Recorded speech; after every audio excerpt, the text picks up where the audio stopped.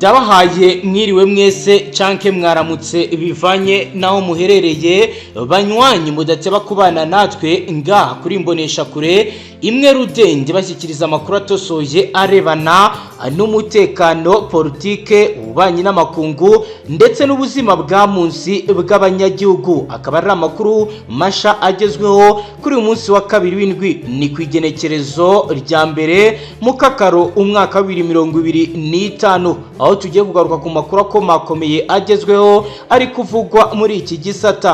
Aho amakuru turi buze kwibanda cyane ku bijyanye nuko igisata cy'u Burundi cyamaze guteguzwa intambara ikomeye nyuma yuko abarundi bahungiye mu gihugu cy'Ububirigi bagiye gushinga umuhari witwaje ibigwanisho, ukaba rero ugamije guhirika intwaro, gutembagaza intwaro ya CNDD-FDD ngaha mu gihugu cy'u Burundi nkuko bigaragara mu byo bategura. Turazero kureba ibyo aba batangaza, turebe ibyo banenga ndetse nuko bategura ko uyu mutwe ugomba gukora akazi kawo ndetse n'ibikorwa bya politike n'iby'igisoda. Ngusabe rero ubane natwe muri aya makuru, urebe rero uko ibi ko birategurwa ndetse tunarebere hamwe ibidasanzwe biri kuvugwa muri opposition y'u Burundi bijyanye n'uyu muhari witwaje ibirwanisho ukomeje kugenda ugaragaza uko wateguye gahunda. Ibiro bikaba bihura neza nuko na Red Tabara nayo imaze igihe kinini yivovota ndetse ivuga ko ifite gahunda yo gutembagaza ubutegetsi bwa CNDD-FDD, ariko kugeza ubu birasa naho igisirikare cy'u Burundi nacyo cyahise gihindura uburyo igicungamo ndetse kinarindamo imbibi z'igihugu. Turaza kandi kunyarukira mu buseruko bwa leta iharanira intwaro rusange ya Kongo, tuje mu buseruko bw'iki gihugu tubabwire rero ko muri Kivu y'Amajyaruguru hakomeje kugenda hagaragara ibikorwa bidasanzwe, aho irucuru habereye imirwano ikomeye. Turinjira turebe uko bimeze. Turaza kandi kubabwira ko FARDC yamaze kwemeza ko ariyo yarashe indege ya gisivili yagaragaye mu bice byo mu Minembwe. Turareba uko byagenze ndetse n'icyo bariko barasigura. Turaza kandi gukubita amaso ku bijyanye n'ibyatangajwe na Kisekedi Chirombo ku bijyanye no gusinya amasezerano, aho rero yavuze amagambo akomeye nyuma y'isinywa ry'aya masezerano. Bikaba bitanga isura y'ikigiye gukurikiraho nyuma y'uko aya masezerano ndetse n'ibiganiro bibaye hagati ya leta iharanira intwaro rusange ya Kongo ndetse n'igihugu cy'u Rwanda. Nguhaye ikaze kuri page y'amakuru akomakomeye, ngusabe niba ari ubwa mbere dukurikiye ushyonde sabone wiyongere mu muryango mukuru w'abajyawe kubana natwe mu makuru akomakomeye tugenda tubashyikiriza ngaha. Reka twinjire mu makuru yacu mu buryo buramvuye. Amakuru aravuga ko abanyapolitike b'u Burundi baba mu Bubiligi batangaje ko bagiye kurwanya ubutegetsi bw'u Burundi bakoresheje intwaro mu kwamagana imigendekere y'amatora y'abadepite ndetse n'abashinga amateka n'abakenguruzo b'amateka ndetse n'abajanama b'amakomine yabaye kwigenekerezo rizitanu ruheshi umwaka 2025 ngaha mu gihugu cy'u Burundi. Abiyemeje kurwanya ubutegetsi bwa Evariste Ndayishimiye na muri CFOR Arusha, ishyaka riharanira ishyirwa mu bikorwa ry'amasezerano ya Arusha, CN Ngeri ya Rugamba ndetse na MAP Burundi ya Buhire. Frederic Mvugayumvire wabaye vice president w'u Burundi kuva mu mwaka w'1998 kugeza mu mwaka w'2001, akaba na president wa CFOR Arusha. Akaba yatangaje impamvu we na bagenzi be biyemeje gufata ibirwanisho ari uko babonye ko igihugu cyabo kiri kujya ahabi nkuko babisigura. Uyu munyapolitike yagize ati turebye ibyo tugiye kujyamo nta cyatuma abantu batavuga bati turafata ibirwanisho. Ubutegetsi mu by'ukuri ntibukeneye ko abandi bantu bavuga irindi jambo atari bwo gusa. Bamvuga yumvire yasobanuye ko abanyapolitike bahungiye mu Bubiligi bagiye gushaka abantu bifatanya muri uru rugamba barimo n'ababa imbere mu gihugu cy'u Burundi. Ati tugiye gushaka abari hagati mu Burundi bemera kubabara, bemera kwizirika umukanda, bemera no gupfira igihugu cyabo kugira ngo mu by'ukuri tugarure ako abene gihugu bafite uburenganzira ko iyo bafite ubutegetsi butari kubahiriza kubahiriza uburenganzira bw'ikiremwa muntu baba bafite uburenganzira bwo gufata inzira yatuma bavanaho ubutegetsi bagashyiraho ubwo bishimiye.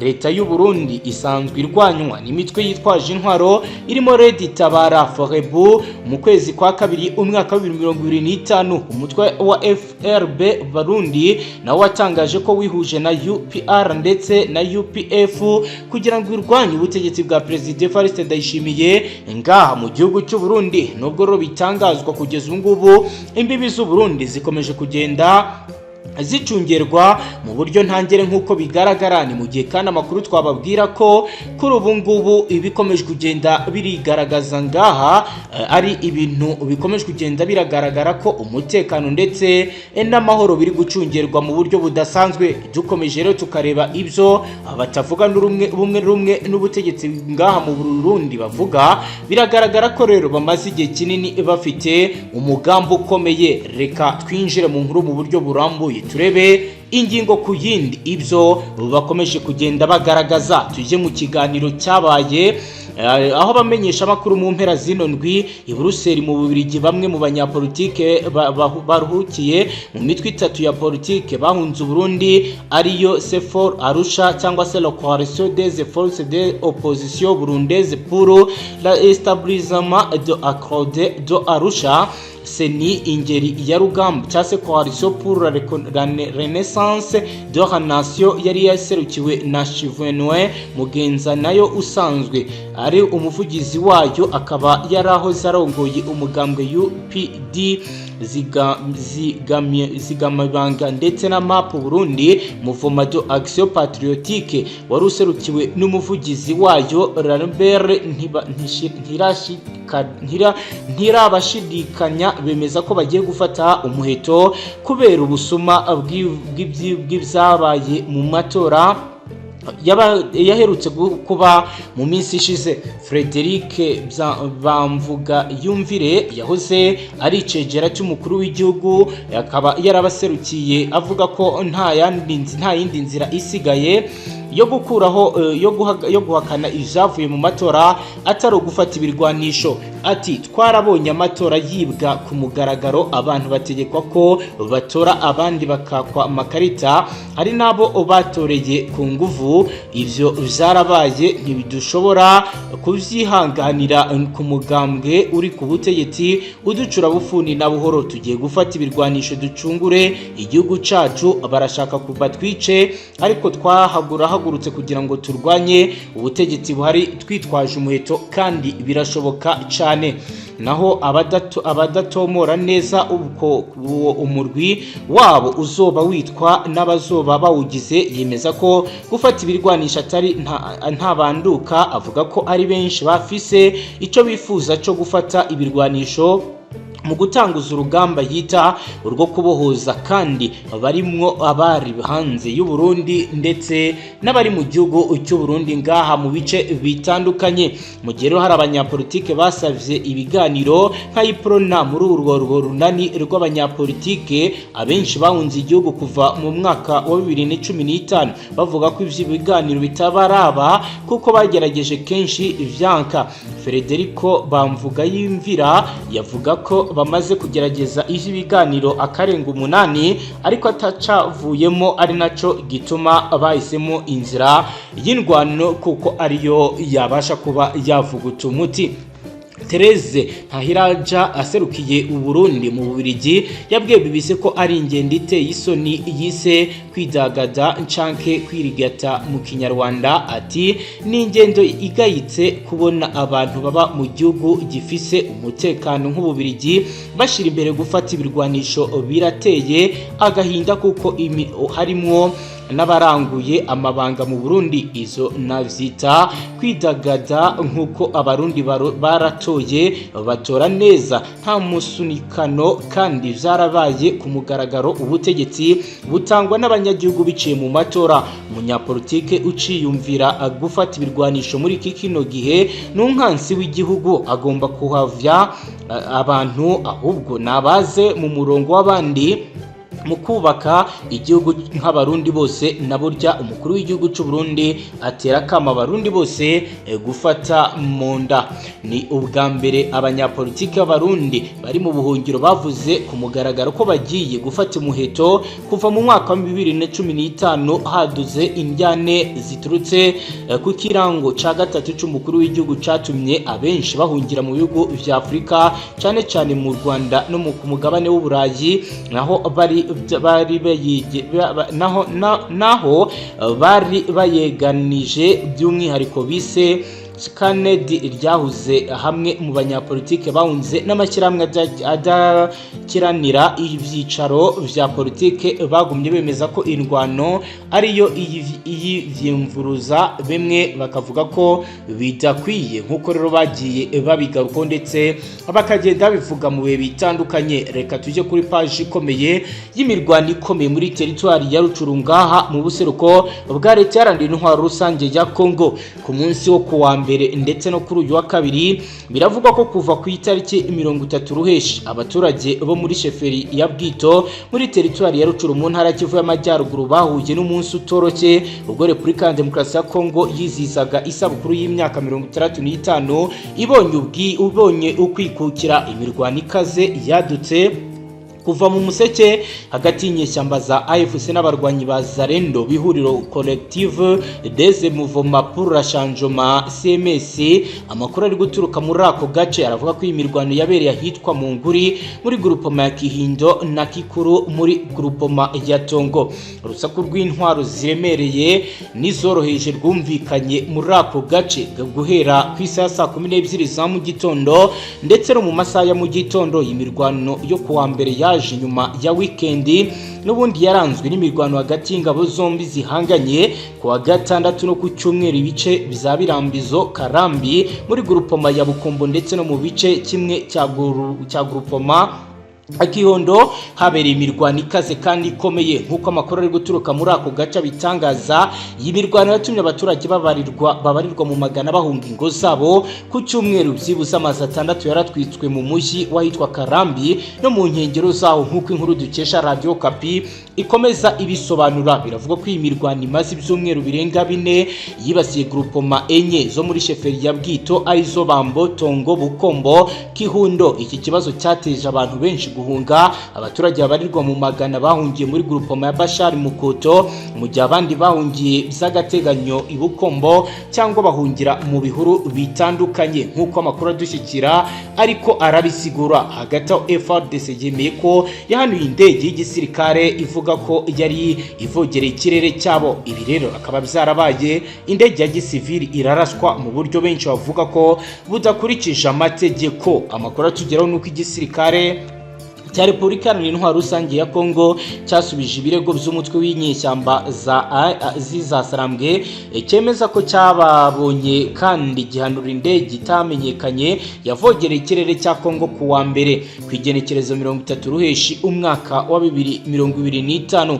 Mu itangazo rigenewe abanyamakuru ryasohowe uyu munsi, FARDC yavuze ko radar yazo ya gisirikare yabonye indege iguruka nta ruhushya yinjiye mu kirere cya Kongo kandi yerekeza mu karere karimo amakimbirane. Indege nk'uko igisirikare kibivuga nta biranga byagaragaraga. Ibyo kandi ngo bikaba ari ukurenga ku buryo bukabije ku mahame mpuzamahanga agenga indege za gisivili. Iri tangazo ryashyizweho umukono n'umuvugizi w'igisirikare cya Kongo General Major Sylvain Kengebomisa FMI rigira riti iyi ndege yavogereye ikirere cyacu kandi yinjira mu karere ka Kongo mu buryo butemewe n'amategeko.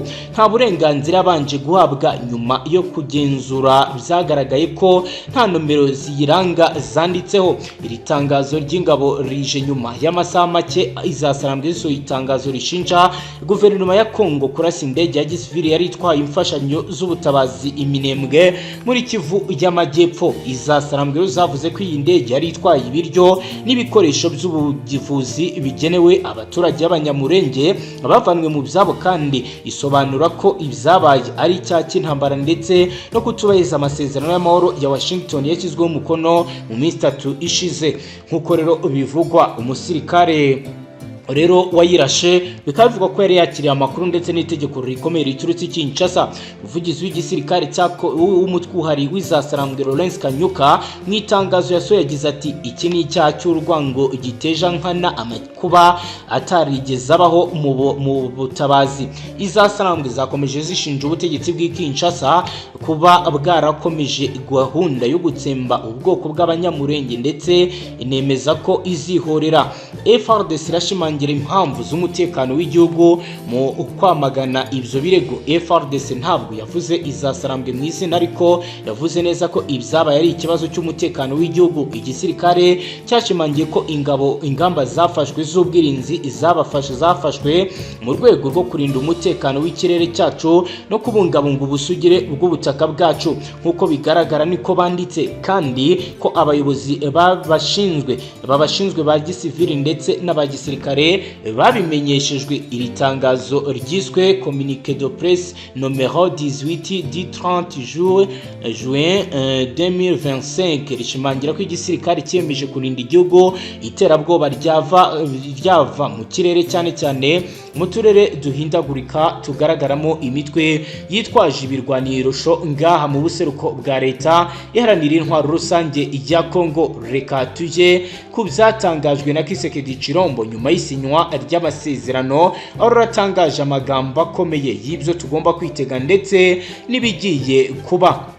Felix Antoine Kisekedi Chirombo wa Repubulika ya Demokarasi ya Kongo yagaragaje ko yizeye ko amasezerano igihugu cye yerutse kugirana n'u Rwanda ashobora kugarura amahoro n'umutekano mu buseruko bw'iki gihugu. Ku igenekerezo 27 Ruheshi umwaka wa 2025 nibwo u Rwanda na Repubulika ya Demokarasi ya Kongo byagiranye amasezerano bifashijwemo na Leta Zunze Ubumwe za Amerika. Ingingo nyamukuru zumvikanyweho zirimo gusenya umutwe FDLR, gukuraho ingamba z'ubwirinzi, gucyura impunzi n'ubufatanye mu bukungu. Mu ijambo yagejeje ku banyekongo ku igenekerezo 30 Ruheshi ubwo igihugu cye kizizagira ku nshuro ya 65 kwikukira, Kisekedi yavuze ko ayo masezerano ari intambwe ikomeye yo guhagarika amakimbirane amaze imyaka irenga 30. Yagize ati hashize iminsi Washington DC bigizwemo uruhare na Leta Zunze Ubumwe za Amerika, Repubulika ya Demokarasi ya Kongo n'u Rwanda bisinyanye amasezerano y'amahoro intambwe ikomeye mu guhagarika amakimbirane yateye ububabare mu buseruko bw'igihugu cyacu mu myaka irenga 30 agatera impfu amamiliyoni n'ubuhunzi ntabarika. Kisekedi yavuze ko aya masezerano yafunguye ibihe bishya by'ubufatanye mu karere k'ibiyaga bigari na Afurika muri rusange. Ashimangira ko yashimira ubutegetsi bwa Amerika bwabafashije ibi bihugu mu kuba ibi byagerwaho. Aya masezerano yubakiye ku byo u Rwanda na Repubulika ya Demokarasi ya Kongo byumvikanye mu biganiro byabereye i Rwanda mu Rangora mu mwaka ushize, byari bishyigikiwe n'umuryango wa Afurika yunze ubumwe. Leta ya Repubulika ya Demokarasi ya Kongo yemeye gusenya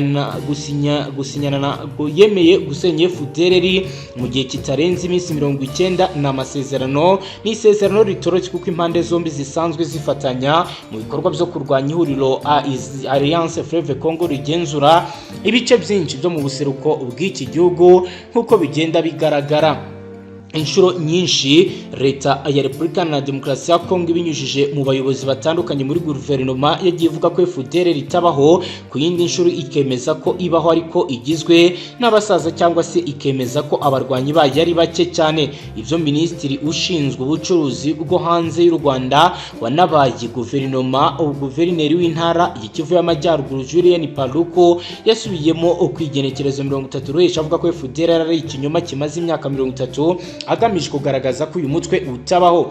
Akaba rero ari ibitangazwa n'uyu munyapolitike benshi bavuga ko ibyo atangaza ari ibintu bidakwiye. Hagati aho rero Kisekedi Chirombo yavuze ko guverinoma ye izakomeza gushyigikira mu gusaba ubutabera no kubariza abahuye no gutabariza abahuye no kubasabira ubutabera abagize ibibazo bikomeye mu byakorewe mu buseruko bw'iki gihugu n'ubwo amasezerano y'amahoro yasinywe ijambo rye.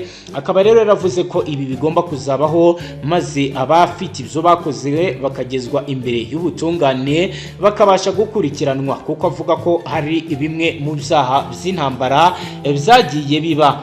Ni mu gihe rero Kisekedi yagize ati aratangaza ibihe by'amahoro arambye, ubufatanye bw'akarere ndetse abaturage bacu bakongera ubukungu bwacu no kugarura icyubahiro cya buri munyekongo. Ariko aya mahoro nubwo ari agaciro akomeje kugira intege nke, birasaba ubwitange ubudacogora twese, guverinoma, abaturage ndetse n'abafatanyabikorwa mpuzamahanga kugira ngo tuyashimangire. Kisekedi yagize ati tuzakomeza gusaba ko ubutabera buhabwa abahohotewe kandi abagize uruhare muri ayo mahano babibazwe. Ngaho nguko rero ni bizatangajwe na Son Excellence Kisekedi Chilombo. Ni nuko rero dusoje Fyonda Sabone, dukomeze tubana mu nkuru zikomeye nk'izi zirebana n'umutekano, politike, ububanyi n'amakungu n'ubuzima bwa munsi bwa bene gihugu. Astra Vista.